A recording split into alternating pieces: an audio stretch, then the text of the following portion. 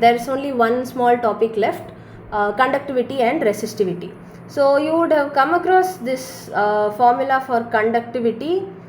You might have in 12th standard, I don't know if you remember. It is Ne mu E plus Pe mu H, where N is the number of electrons in the conduction band, E is the charge on an electron, mu E is the mobility of an electron, P is the number of holes in the valence band, which is equal to N, E is the number of E is the charge on an electron or charge on a hole, which happens to be the same, and mu H is the mobility of the hole.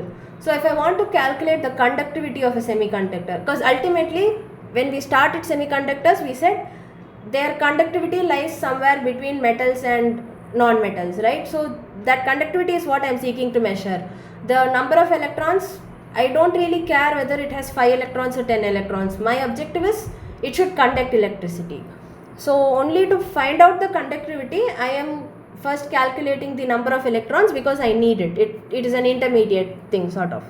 So conductivity is Ne mu E plus Pe mu H. Here N and P are both equal to Ni. So you make that Ni. E is common into mu E plus mu H. So the expression for conductivity we get is Ni, number of intrinsic charge carriers, which is basically this thing, into E, charge on an electron, 1.6 into 10 raised to minus 19, into mu E plus mu H, which are the mobilities of an electron and hole respectively. Mobility is something like speed, something like how fast it moves. So E into mu E plus mu H into the expression we just derived in the previous slide. Now for mu E and mu H, there are separate expressions. They are not constants. They have again an expression like this, but we are not going to be deriving those. That is out of syllabus. But what we need to know is that they have a temperature raised to minus 3/2 term there, and this part has a temperature raised to 3/2 term. So both those temperature terms cancel each other. So the only temperature dependence is this e to the power term.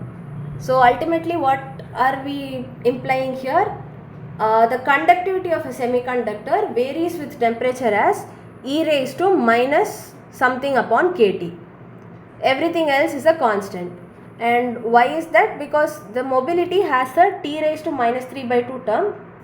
This Ni has a t raised to plus 3/2 term. They cancel each other. So the only temperature term left is this e power. So everything else is constant. So we combine it and sigma becomes a e raised to minus Eg upon 2 kT, where a is a constant. It represents this entire thing. So again, because you have an e term, we take log on both sides. Log of sigma is equal to log a minus Eg upon 2 kT. So when you draw a graph of conductivity versus 1 by temperature, this is what the graph looks like, and the slope of the graph will be minus Eg upon 2k. So this is something you can expect in your 1 mark or 2 mark questions. So basically what are the things we need to remember from this slide? We had this expression for conductivity. We took out the common terms and substituted whatever we knew. The temperature dependencies in mu and Ni cancelled each other out. So how does conductivity vary with temperature? It varies as sigma is directly proportional to e raised to minus 1 by t. Everything else is there, e.g., k, a and all, but they are all constants. So if asked for the exact expression, you have to give this one, of course. But if they ask you how it varies, your conductivity is proportional to e to the power minus 1 upon temperature. That is the dependency. That is one thing you need to remember. Second, you take log on both sides and then you draw a graph of log sigma versus 1 by t. The slope will be minus Eg upon 2k. That is another thing we need to remember. And finally, if you take log of resistivity versus 1 by t, resistivity is just the reciprocal of conductivity. So the graph gets inversed. So it was this type of a graph. Now it becomes just the ulta, and the slope, which was minus Eg upon 2k, here it becomes plus Eg by 2k.